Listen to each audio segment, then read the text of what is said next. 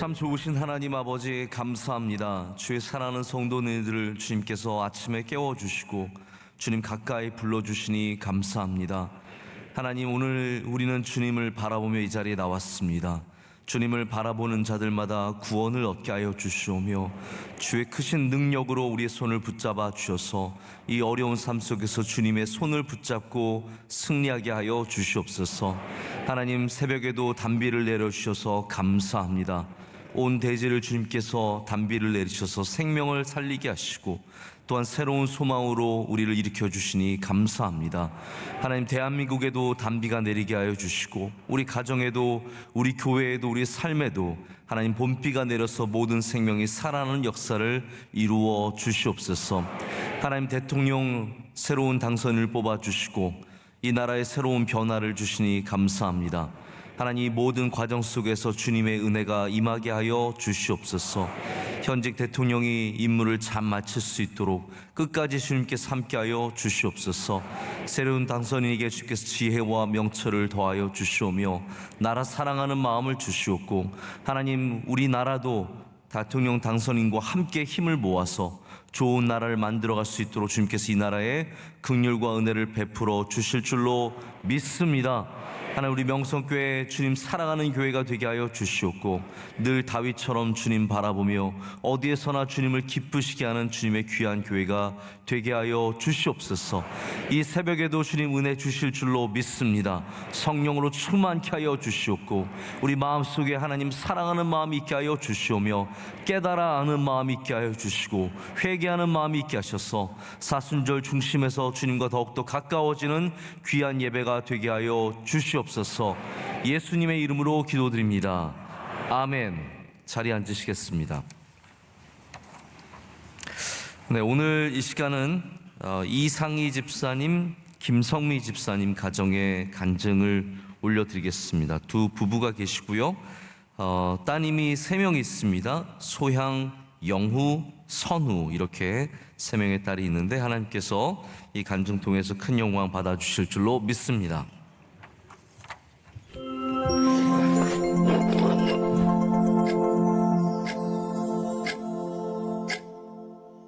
안녕하세요. 32교구 54구역 이상희 김선미 집사 가정입니다. 저는 우상 숭배하는 가정에서 자랐습니다. 그러던 중에 아버지께서 엄마의 병을 고치시고자 집에 있던 우상들을 깨부시면서 가족들에게 교회에 나가자고 하셨고, 그리고 배우자를 위해서 기도하던 중에 친구를 통해서 남편을 만났고, 상일동에서 살 때 명성교회에서 전도하러 나오신 분들에 이끌려서 명성교회에 등록하게 되었습니다. 남편은 그때 교회에 다니지 않았지만 결혼기념일 선물로 예배드리는 것을 원했는데 그 부탁을 들어주었고, 그래서 제가 나오게 되었고, 그때는 계속 다녀야 되겠다, 그것보다는 처음 1주년 선물이니까 그렇게 한 번 갖고 말겠다는 그런 마음으로 그냥 나오게 됐습니다. 이후에는 아이들을 데려다 주는 것을 시작으로 3월, 9월 특별 새벽 예배를 같이 드리게 되었습니다. 처음 명성교회에 나가게 됐을 때는 뭐랄까 좀 의무감, 또 아내가 그걸 원하니까 갔던 것 같고, 지금은 이제 아내가 같이 예배 드리러 안 갈 때도 제가 왠지 가야 되겠다.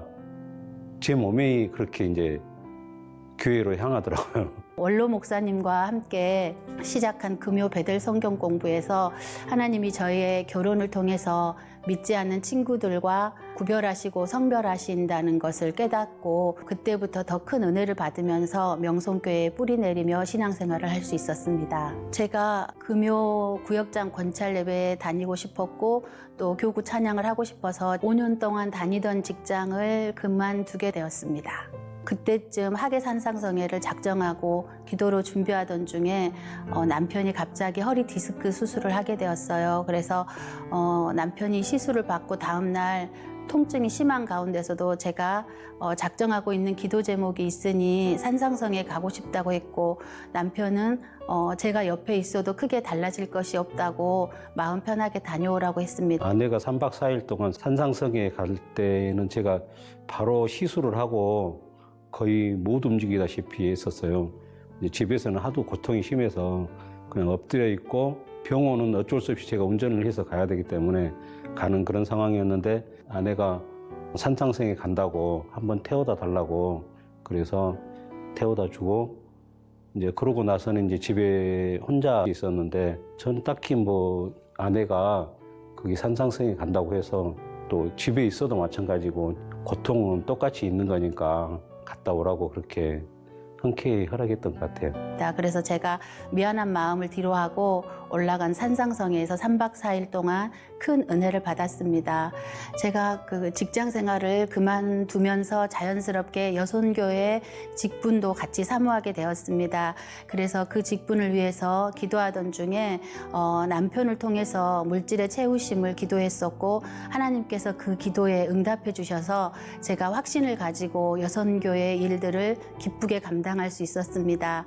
그리고 저희는 한 번도 평소에 준비하지 않았고 또 기대도 하지 않았던 내 집 마련의 은혜도 허락해 주셨습니다. 그런 일들을 경험하면서 제가 하나님께 집중할 때 하나님께서도 나에게 집중하신다는 그런 확신을 갖게 되었습니다. 제가 좀 현장에서 일을 하다 보니까 일요일 날도 전에는 일을 해야 되고 주일 성수를 못 지켰어요. 근데 2, 3년 전부터 주일 성수를 지킬 수 있게끔 일요일 날은 거의 매주 쉬고 있거든요. 그게 이제 아마 굉장히 감사함이죠. 저희 시댁도 믿지 않은 가정이어서 제사를 지낸 가정이었는데, 남편은 결혼 후에 제사상에 절을 하지 않았었고 가족들 앞에서 제사를 지내지 않겠다고 결심해 준 것이 참 고마웠습니다. 그리고 자녀들이 아빠의 한결같은 그런 성실한 모습을 보면서 아빠를 존경한다고 고백하는 것들을 볼 때에 하나님께서 평안한 가정을 주심에 감사드립니다. 저의 신앙의 키워드는 결국에는입니다. 하나님께서는 어떠한 경우에도 결국에는 나를 선한 길로 인도하시고 반드시 승리하게 하신다는 영적인 확신이 있습니다. 그래서 내일을 걱정하기보다 오늘에 더 감사하며 하나님과 동행하는 삶을 살고 싶습니다.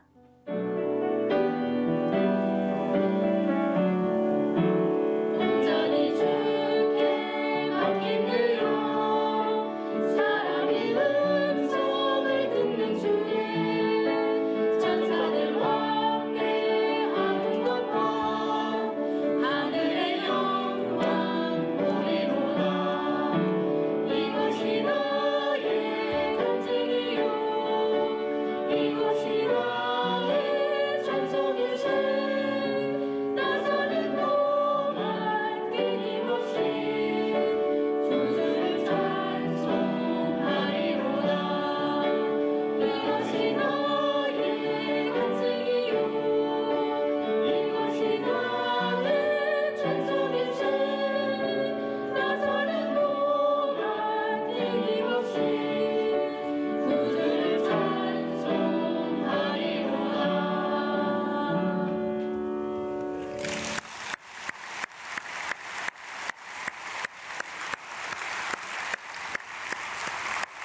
감사합니다. 우리 세 명의 따님까지 같이 아름다운 찬양을 주셔서 큰 은혜가 되었습니다. 함께 하나님 주시는 말씀 보시겠습니다. 사무엘하 3장 22절에서 30절까지 말씀입니다. 사무엘하 3장 22절에서 30절까지 말씀, 우리 한 절씩 교독하신 후에 30절은 다 함께 읽겠습니다. 하나님의 말씀입니다. 다윗의 신복들과 요압이 적군을 치고 크게 노력한 물건을 가지고 돌아오니 아브넬은 이미 보냄을 받아 평안히 갔고 다윗과 함께 헤브론에 있지 아니한 때라.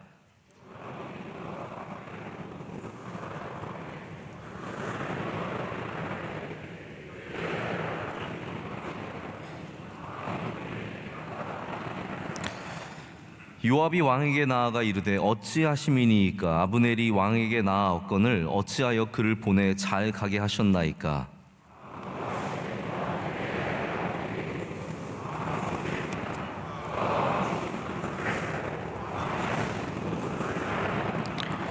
이에 요압이 다윗에게서 나와 전령들을 보내 아브넬을 쫓아가게 하였더니 시라 우물가에서 그를 데리고 돌아왔으나 다윗은 알지 못하였더라.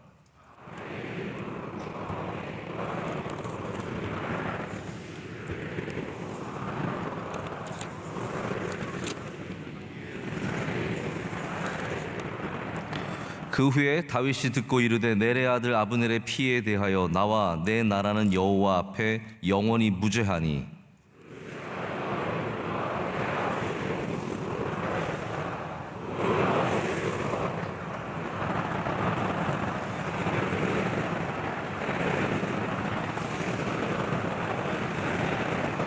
다 같이요. 요압과 그의 동생 아비새가 아브넬을 죽인 것은 그가 기브온 전쟁에서 자기 동생 아사엘을 죽인 까닭이었더라. 아멘. 오늘 요압의 세 가지 걸음이라는 제목으로 하나님의 말씀을 나누겠습니다.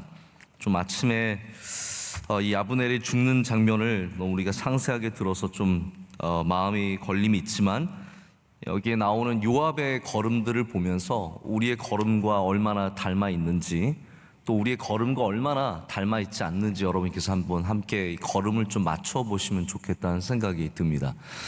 제가 이게 걷는 거를 어렸을 때 저희 아버지랑 이렇게 걸어 보면은 저희 아버지 걸음이 굉장히 힘차세요. 여러분께서 혹시 아시는지 모르겠는데 원로 목사님께서 굉장히 힘차게 걸으세요.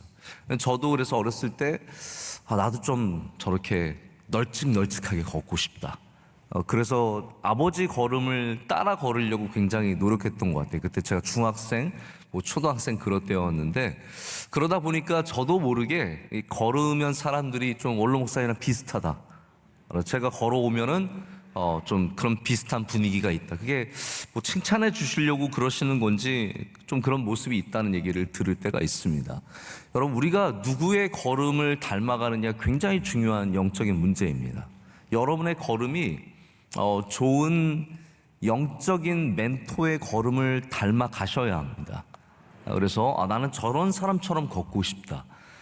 만약에 요압이 다윗과 함께 그냥 신앙생활하고 다윗과 함께 도망치고 다윗과 함께 전쟁에서 이긴 것으로만 끝나는 것이 아니라 만약에 요압이 다윗의 발걸음을 닮았다면 얼마나 좋았겠습니까?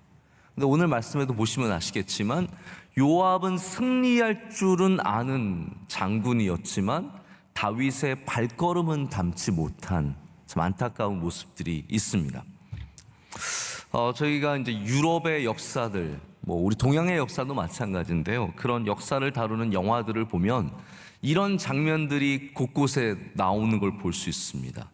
한번 상상해 보세요. 어떤 아주 예쁜 젊은 귀족 처녀가 있어요. 이 처녀는 순수하게 자라서 아주 맑고 깨끗한 아주 순수한 영혼이에요. 근데 어느 날 이렇게 막 친구들과 놀고 있는데 어머니가 부르시는 거죠. 가서 들어보니까 왕궁에서 왕이 주최하는 파티가 있대요. 여러분, 그러면 마음이 흔들리잖아요. 처녀 마음속에 왕이 주최하는 파티라고? 근데 우리가 초청을 받았다는 거예요. 그러면서 이제는 옷을 막 사입히기 위해서 엄마가 막 재단사를 불러가지고 막 옷을 재면 막 처녀는 막 들떠가지고 막 이러면서 옷을 재고 그러면서 갈 준비를 하는 거죠. 막 준비를 하는데 그 가만히 그 안을 보면은 어떤 현상이 있냐면 처녀는 욕심이 없어요. 그냥 파티에 가고 즐겁고 이게 전부예요. 근데 엄마는 어떤 욕심이 있습니까? 가서 얘가 왕자의 눈에 띄어가지고 그래서 공주가 되기, 왕비가 되기를 바라는 마음이 있는 거죠. 그래서 이 자매는, 이 귀족 처녀는 아무런 거기에 대한 욕심이 없는데 엄마가 욕심이 있어가지고 예쁘게 입히고 가기 전에 막 꼭 약속을 받는 거죠.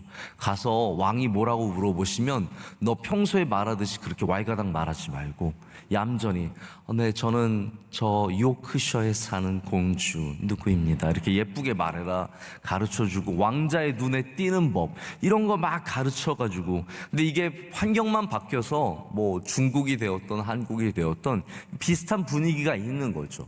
자기는 욕심이 없는데 다른 사람이 욕심이 있는 겁니다. 여러분 어떤 상황인지 아시겠죠? 근데 만약에 이러한 귀족 딸이 정말로 왕비가 되면 이 욕심을 가졌던 엄마는 어떻게 그냥 감사하고 끝나겠습니까? 욕셔에 가만히 앉아있으면서 아, 내 딸이 이제 왕비야 그리고 가만히 있겠습니까? 아니라는 거죠.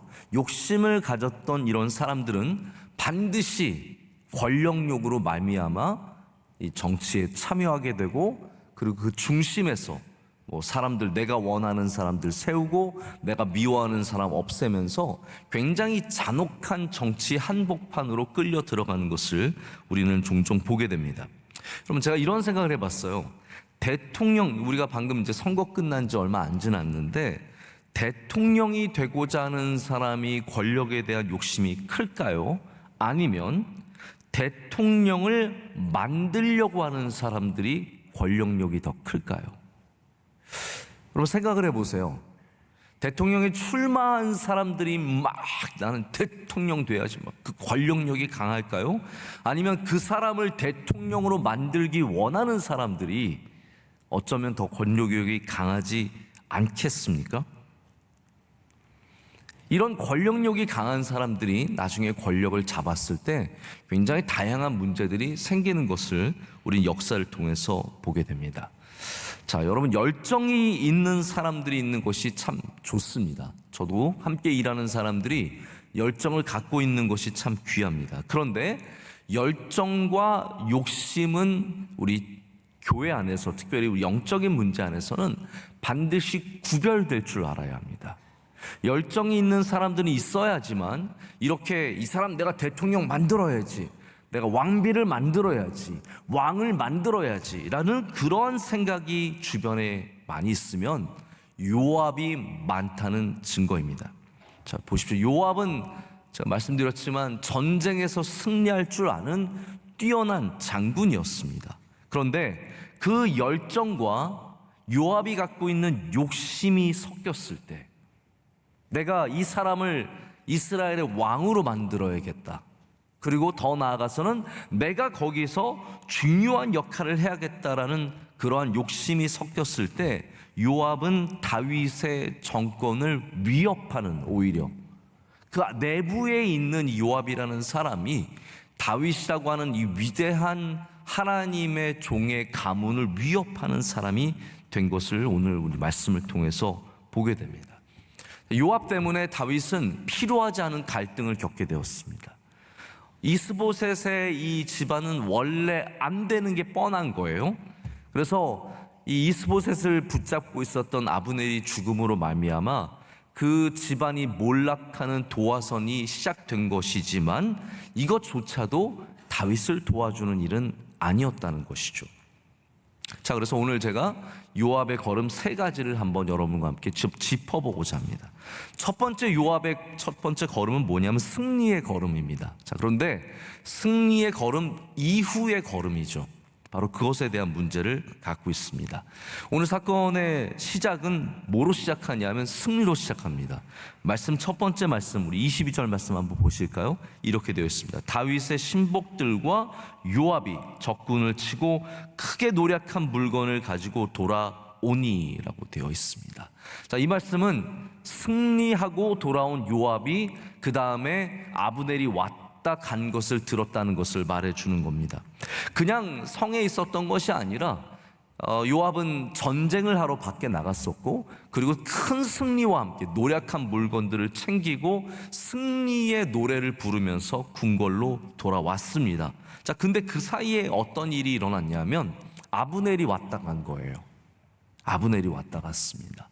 자, 여러분, 우리가 이 말씀을 지난번에 잘 자세하게 말씀드리진 않았지만 아브넬에게 다윗이 건 조건이 있었어요. 네가 만약에 나를 만나러 오려면, 그리고 이스보셋의 이 북이스라엘, 지금 뭐 제대로 형성된 나라는 아니지만 그래도 마하나임에 있는 이 정부를 나한테 옮겨주려면 너가 한 가지 이것을 이행해라. 그것이 무엇이었습니까? 미갈을 데리고 오라라는 거였어요. 사울의 딸, 자기의 아내인 미갈, 이게 굉장히 묘합니다. 미갈이 그 사이에 어떻게 됐냐면 다윗을 떠나서 잡혀간 다음에 그 다음에 거기서 시집을 갔어요. 또 참, 그래서 미갈이 사랑하는 남편이 생겼어요. 그래서 미갈을 데리고 올 때 그 남편이 못 잊어서 잡혀가는 이 아내를 막 쫓아와가지고 그 쫓아온 남편을 보내는 굉장히 애절한 장면이 나옵니다. 아마 그래서 미갈이 계속 다윗한테 은근히 뭐 계속 이를 갈고 있었는지 모르겠는데, 그래서 미갈인가요? 이를 계속 갈고 있었던 거죠.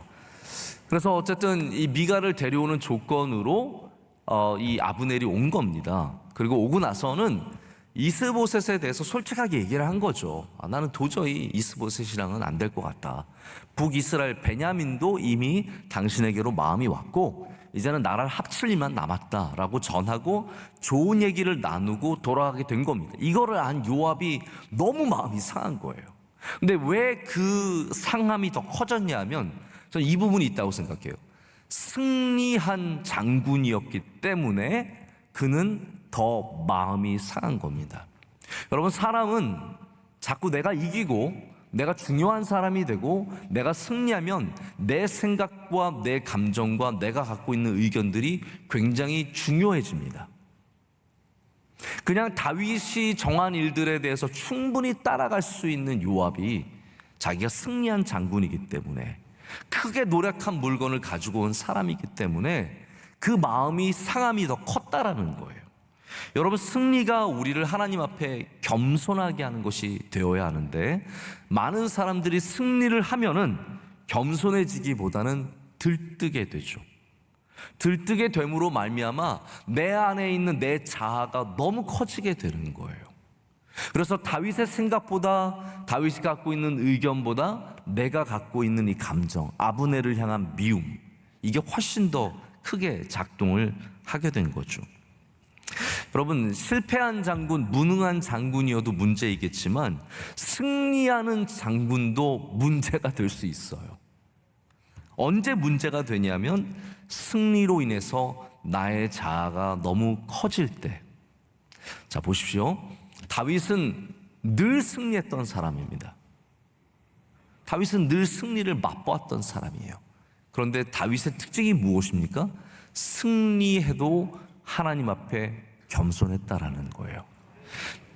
여러분, 골리앗을 이기면 얼마나 자아가 커지겠어요. 내가 골리앗을 이겼어요. 같이 가서 전쟁에서 승리한 것도 아니고 나 때문에 이스라엘이 승리한 거예요. 나 때문에 발발발 떨고 있던 이스라엘이 블레셋을 이기고 승리를 맛보았는데, 여러분, 다윗이 그것 때문에 교만해졌습니까? 그것 때문에 사울 앞에 가서 자기를 내세웠습니까? 아니라는 거죠. 하나님이 주신 승리, 할렐루야. 하나님이 승리하셨다라고 하고 자기는 여전히 그냥 목동에 지나지 않았다라는 거예요. 그래서 나중에 부름을 받아서 궁궐에 들어갔을 때도 사울 앞에서 겸손했고, 사울을 위해서 비파를 켜고 음악을 하고 사울에게 있었던 악령을 쫓아내는 그런 사람이었지 승리에 도취된 사람이 아니었다라는 거죠. 그러나 요압은 보십시오.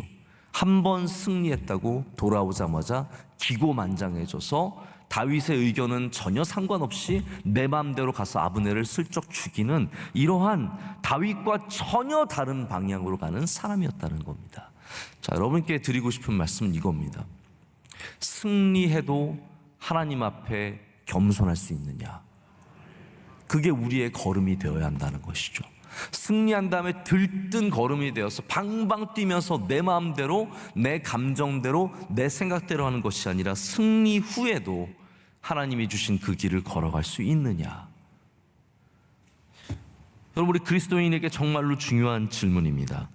우리는 승리 후에 승리의 들뜸을 가라앉혀야 합니다.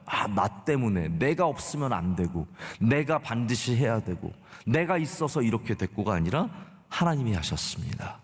하나님이 주신 은혜입니다. 이 들뜸을 가라앉힐 줄 알아야 되죠. 여러분, 뭐 할 때 우리가 들뜬 게 가라앉던가요? 여러분, 뭐 할 때 조금 제정신이 돌아오고 높아졌던 마음이 다시 낮게 내려오고 들떴던 마음이 좀 이렇게 가라앉으시던가요? 기도해야 되죠.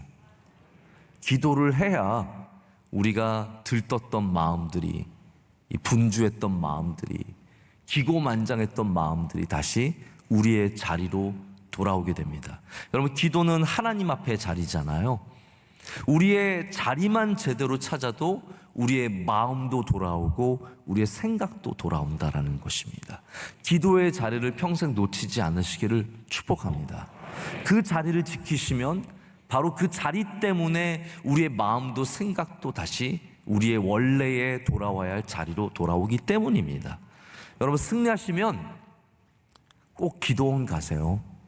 원주수양관 가셔서 승리의 파티를 거기서 하십시오. 그래서 누가 계속해서 승리할 줄 아냐 하면 승리의 기쁨을 잠깐 누리고 다시 제자리로 돌아가는 사람들이 계속해서 승리할 수 있는 사람이 되는 겁니다. 승리했다고 도취돼서 막 몇 날 며칠을 몇 주일을 파티를 하는 사람들은 절대로 승리를 반복할 수 없습니다. 요압은 승리했지만 그 승리가 오히려 이렇게 아브넬을 죽이는 도화선이 된 것을 오늘 말씀에서 보게 됩니다. 자, 두 번째 요압의 걸음은 관계의 걸음입니다. 요압이 보면은 굉장히 남자다운 그런 장군이지만 오늘 관계를 보면은 이게 속 좁은 사람인 게 굉장히 나타납니다. 그리고 이간질형이에요. 오늘 25절 말씀 한번 보실까요?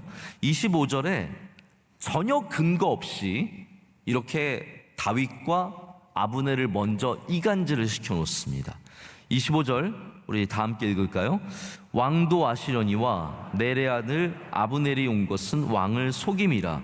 그가 왕이 출입하는 것을 알고 왕이 하시는 모든 것을 알려 함이니이다 하고. 자, 이 말씀은 무슨 말씀이냐면 아브넬이 스파이다. 아브넬은 절대로 평화협정을 맺으러 온 것이 아니라 왕의 일거수일투족을 알아내서 분명히 뭔가 해를 하려고 온 것입니다. 만약에 여기에 다윗이 맞아 그렇지 라고 했다면 아브넬이 이렇게까지는 안 했을 거예요. 그런데 다윗은 여기에 절대로 안 넘어가거든요. 이렇게 이간질하는데 안 넘어가거든요. 그러니까 이제 이 요압이 안 되겠다 싶어가지고 결국은 아브넬을 죽이게 되는 거죠. 여러분, 복수심은 우리가 다 아는 바예요. 자기의 동생이 이 아브넬에 의해서 죽었다는, 전쟁 중에 전사했다는 그거 하나 때문에 요압은 굉장히 마음이 상해져 있습니다. 근데 또 하나의 요점은 뭐냐면 이 아브넬이 다윗과 가까워지는 것을 용납할 수가 없는 겁니다. 지금 나 말고 내가 요압이 중요한 장군인데 나같이 용맹한 장군이 또 하나 있어요. 아브넬인 거죠. 이게 지금 나라가 합쳐지면 아브넬이 여기 와서 중요한 역할을 하게 될 것이 너무나 뻔한 거예요. 그게 싫은 거예요.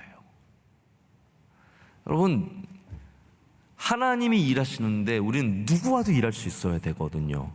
내가 내 자리 지키려고 살아가는 게 아니거든요. 그런데 지금 요압은 그냥 내가 내 자리 지키는 것에 거기에 모든 것을 마음을 다 쏟고 있는 거죠. 저 사람 오면은 내 자리가 흔들릴 것 같아. 그럼 안 되겠죠.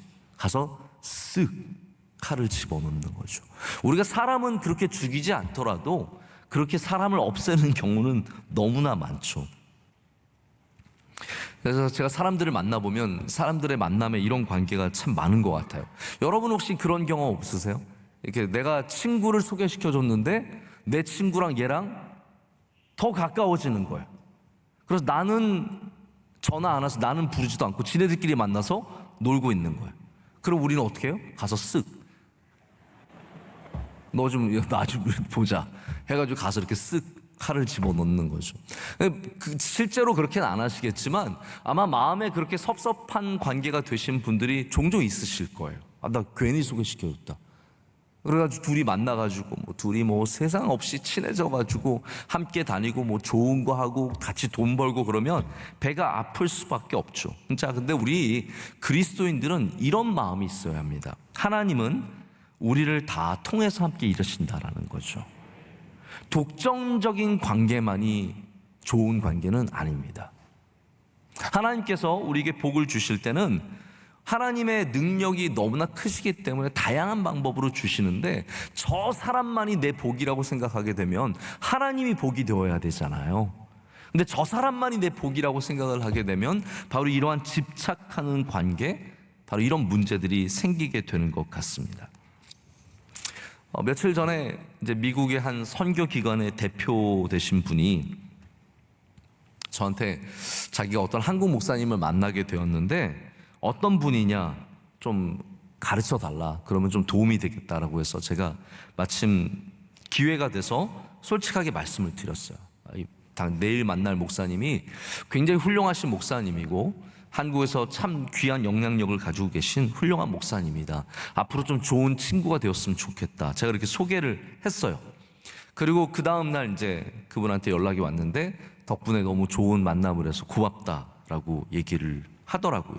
저는 두 분이 만나서 잘 되는 게 좋은 거예요. 왜냐하면 하나님의 나라는 그런 거 아니겠습니까?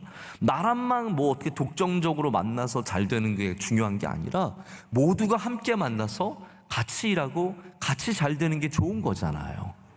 그게 귀한 건데 제가 한국에서 일하면서 이걸 느꼈어요. 여러분 이걸 아시는 분들은 아시고 또 관심 없으신 분들은 전혀 모르시겠지만 제가 한국에서 특별히 우리 교계에서 이렇게 일하면서 어떤 걸 느끼냐면 독점적인 관계를 힘으로 느끼시는 분들이 굉장히 많다는 걸 느꼈어요. 그래서 나를 통해서가 아니면 안 돼. 이런 생각을 갖고 그게 능력이고 그게 힘이라고 느끼시는 분들이 종종 계시더라고요. 제가 이제 프린스턴 신학교를 예를 들자면 우리 프린스턴 신학교가 처음에 한국에 돌아와서 이제 좀 좋은 관계를 회복시키고자 한국 교회와의 관계를 회복시키자고 할 때 그때 이제 우리 총장님이랑 부총장님이 저한테 해주신 이야기예요. 몇 분의 한국 목사님들이 우리 통해서 안 하면 안 돼. 우리 사람 아니면 안 돼. 라고 해서 딱 모든 걸 제동을 걸었다는 거예요. 우리가 가라는 대로 가고 우리가 만나라는 사람 만나고 우리 안에서 해야 된다. 근데 이게 굉장히 이제 합당하지 않다라고 느꼈던 우리 총장님이 벗어나서 만난 교회가 우리 교회인 거예요. 그러면서 굉장히 큰 충격을 받은 거죠. 아니 이 외에도 너무나 좋은 분들이 많이 있는데 이거를 자기네 어떤 독점으로 생각을 하고 놔주질 않는 거예요. 죄송한 얘기지만 제가 로잔에서도 똑같은 걸 느꼈어요. 우리 교회에 왔었던 마이클 오 대표가 있지 않습니까? 마이클 오 대표가 한국에 와서 제일 어려웠던 게 그거예요. 로잔 몇 명의 그 서클 안에 있는 사람들이 이건 우리 거야. 이거는 우리 조직이고 우리들의 만남이고 우리의 클럽인데 이거를 다른 사람들한테 절대로 열어주지 않는 거예요. 그래서 한국에 오면은 우리와 만나야 되고 우리끼리만 해야 되고 이 로잔의 대단하죠. 훌륭하신 분들이죠. 근데 이 로잔의 클럽 이상을 못 넘어가도록 마이클로를 꽉 잡고 놔주지를 않는 거예요. 제가 여러분 너무나 이런 부분에 있어서 안타까운 마음을 갖고 있는 게 있습니다. 여러분 하나님의 나라는 함께 일할 줄 알아야 되고 만남을 축복해 줄 줄 알아야 돼요. 여러분 그러한 사람들이 되시기를 축복합니다. 좋은 사람들을 만나게 해주고 만남의 축복을 전하는 사람들이 되어야 돼요. 근데 요압은 다윗과 아브넬이 만난 것 자체가 싫었어요. 우리 안에 그런 마음이 들면 내가 다윗의 걸음이 아니구나를 빨리 깨달아야 합니다. 다른 사람들끼리 만나는 걸 싫어하고 나 없이 만나는 걸 싫어하고 내가 빠지면은 안 되고 우리는 그러한 걸 경계해야 된다라는 거예요. 우리는 항상 모든 만남을 축복해 줘야 합니다. 그 만남들이 하나님의 귀한 사명들을 감당할 수 있도록 밖에서 응원하는 사람들이 되어야, 나 아니어도 괜찮다라는 마음이 있을 때 하나님께서 여러분을 귀하게 세워주시고 아름답게 사용해 주실 줄로 믿습니다. 자, 보십시오. 제가 드리고 싶은 말은 이거예요. 다윗보다 더 욕심이 많은 사람이 요압이라는 거예요. 다윗보다 더 왕이 되기를, 다윗은 왕이 되기를 원했지만 여러분 다윗의 행적들을 보시면 아시잖아요. 사울을 죽이지 않았고 왕이 되고자 하는 마음이 없었던 것은 아니겠지만 그가 왕이 되고자 노력한 건 하나도 없어요. 나 왕이 돼야지, 사울을 죽이고 왕이 돼야지, 이런 거 하나도 없잖아요. 그런데 요압은 다윗보다 더 왕이 되기를 원했던 사람이라는 거예요. 바로 그게 요압의 문제라는 겁니다. 자, 세 번째 발걸음 보겠습니다. 세 번째 발걸음은 복수의 걸음입니다. 이 걸음의 특징은 뭐냐면 다윗이 철저하게 모르게, 그리고 다윗의 뜻에 반해서 했다라는 바로 점입니다. 제가 아까도 말씀드렸지만 요압이 평생 다윗과 다녔어요. 다윗의 또 친척이잖아요. 다윗과 평생 함께 지냈고 동거동락했고 수고했고 전쟁했고 승리까지 했지만 다윗을 닮아가진 못했습니다. 여러분, 우리의 모습과 비슷한 게 있어요. 우리도 예수님 평생 믿어왔고 늘 예수님과 동행한다고 말하고 예수님 따라다니고 예수님 좋아해요. 그런데 정작 우리의 삶에서 여전히 예수님은 닮아가는 것은 어렵다는 것을 많이 생각해 보게 됩니다. 우리가 예수님을 따라다니지만 정작 예수님을 닮아가지 않으면 우리도 요압처럼 이런 걸음을 걸어갈 수밖에 없다라는 말입니다.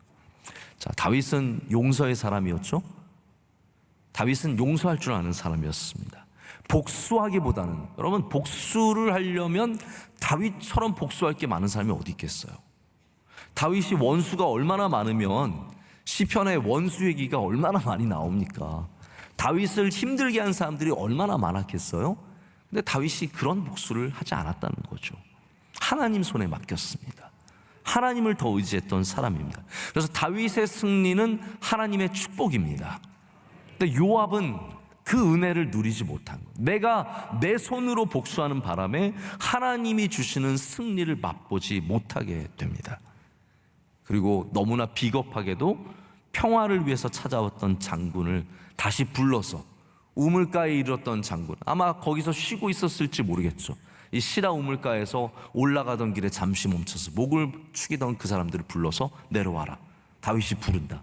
어떻게 불렀는지 우린 정확하게 모르죠. 그러니까 또 아브넬이 뭐 다윗이 더 챙겨주려나? 그래서 갔겠죠. 갔다가 요압이 잠깐만 우리 얘기하자, 쓱, 이게 된 거예요. 얼마나 참 안타깝게 귀한 장군 하나가 이렇게 죽게 되는지 모릅니다. 제가 말씀을 맺습니다. 훌륭한 사람이 되는 것은 그냥 승리했다고 되는 건 아닙니다. 여러분, 사업이 성공한다고 훌륭한 사람 되는 게 아니고 그냥 좋은 집에 산다고 훌륭한 사람 되는 건 아닙니다. 심지어는 뭐 큰 교회를 섬긴다고 해서 그래서 훌륭한 목사가 되는 것도 아닙니다. 승리에 맞는 걸음을 걸어갈 줄 알아야 됩니다. 할렐루야. 우리가 승리했다면 그 승리에 걸맞는 걸음을 걸을 줄 알아야 된다라는 거죠. 그게 어떠한 걸음입니까?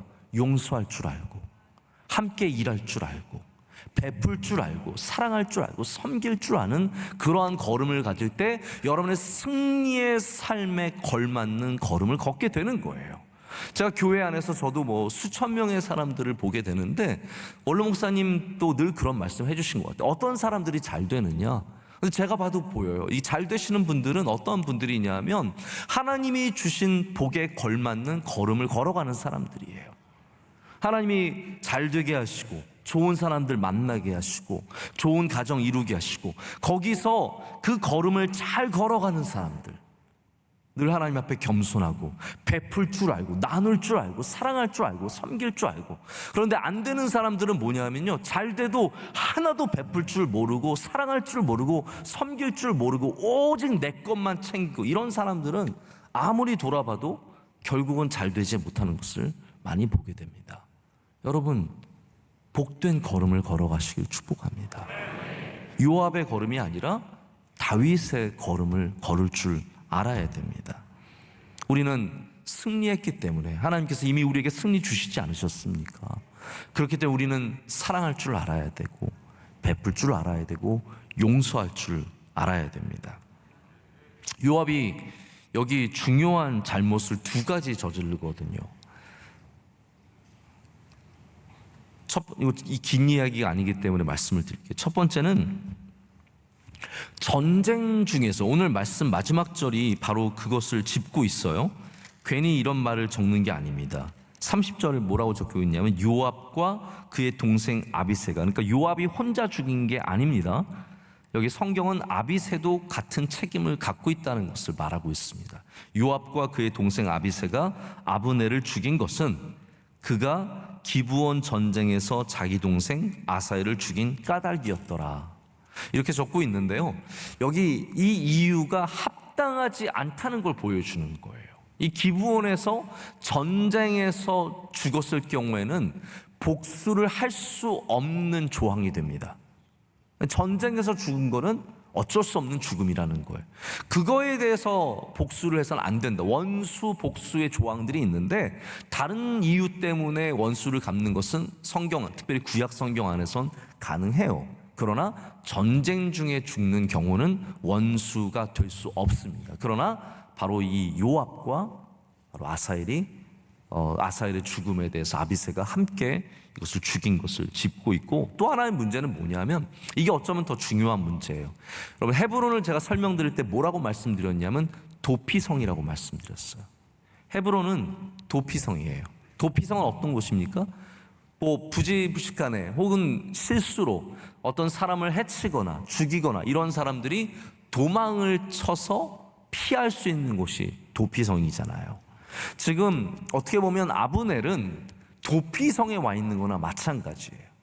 이스보셋에게서 도망쳐서 도피성에 온 것이고, 동시에 이 아사엘을 죽인 죽음에서도 이는 도피성에 지금 피해 있는 거나 마찬가지거든요. 근데 요압은 하나님이 정하신 이 도피성을 어지럽힌 사람이 되는 겁니다. 이 피할 수 있는 도피성에 있는 사람을 죽여서 그를 복수하는 굉장히 큰 실수를 범하게 되죠. 여러분, 교회는 영적으로 보자면 여기는 도피성입니다. 할렐루야. 우리 모두는 죄인이잖아요. 우리 모두가 주님의 긍휼과 주님의 은혜를 받기 위해 이곳에 모인 겁니다. 자, 여기서는 그렇기 때문에 복수하면 안 된다는 거예요. 여기서는 칼로 찔러서는 안 된다는 겁니다. 여기서 우리는 다윗의 걸음을 걸어야 할 줄로 믿습니다. 이 헤브론에서 우리는 서로 미워하거나 복수하거나 이를 갈면서 미갈처럼 하지 말고, 우리는 서로 사랑하고 축복하고, 할렐루야, 이곳이 하나님이 기뻐하시는 도피성 헤브론이 될 수 있도록 우리가 더욱더 깨어서 우리의 승리의 자리에서 늘 주님 앞에 우리 기도의 자리를 잃지 않는다면, 우리가 요압의 걸음이 아니라, 할렐루야, 요압의 걸음이 아니라 다윗의 걸음을 걷게 될 줄로 믿습니다. 그래서 이거죠. 킹메이커가 되지 마세요. 여러분, 킹메이커가 되지 마세요. 우리는 요압처럼 킹메이커가 되는 게 아니라 킹 팔로워가 되어야 합니다. 우리 왕이신 예수 그리스도를 따라가는 사람. 킹메이커들은 욕심이 많아요. 나를 위해 사는 것 같지만 아니에요. 다 킹메이커들은 자기 욕심이에요. 내가 누구를 왕으로 만들어서 내가 무엇인가를 누려보려고 하는 다 자기 욕심이 있습니다. 우리는 킹메이커가 아니라 영원토록 킹을 따라가는, 왕을 따라가는 주님의 귀한 자녀들 되기를 간절히 소망합니다. 오늘 우리 간증을 통해서 큰 은혜를 받았습니다. 제가 이렇게 두 분 집사님들이 말씀을 하시는 거 보니까 한 가지 느껴지는 게 있었어요. 우리 남편 되시는 이상희 집사님이 우리 아내 되시는 김성미 집사님을 둘 중에 하는 것 같아요. 굉장히 사랑하거나 굉장히 무서워하거나. 네. 그래서 제가 느끼기에는 뭐 전자겠죠. 모르죠. 가정은 모르는 거예요. 그렇지만 제가 느끼기에는 사랑하시는구나. 그러니까 아내한테 잘해주시는 것을 너무 좋아하시는 것 같아요. 그래서 잘해주시려고 교회도 나오시고, 허리디스크 수술했는데 원주 수양관까지 차를, 또 우리 아내 집사님은 너무 그 남편 카드를 잘 사용하시는 것 같고, 그래서 굉장히 사랑이 넘치는 가정이 분명합니다. 너무 감사하고, 또 우리 귀한 딸들, 우리 3명의 딸들이 다 공부도 잘하고 교회도 잘 섬기고 아주 좋은 딸로서 훌륭하게 컸습니다. 너무 감사합니다. 우리 이렇게 귀한 믿음의 가정이 있는 것이 너무 감사하고, 두 분 집사님 우리 교회에서 더욱더 귀하게 섬기시고 기둥같이 쓰임받는 그런 귀한 가정이 되시기를 축복합니다. 박수로 축복하겠습니다. 감사합니다. 은혜 받았습니다.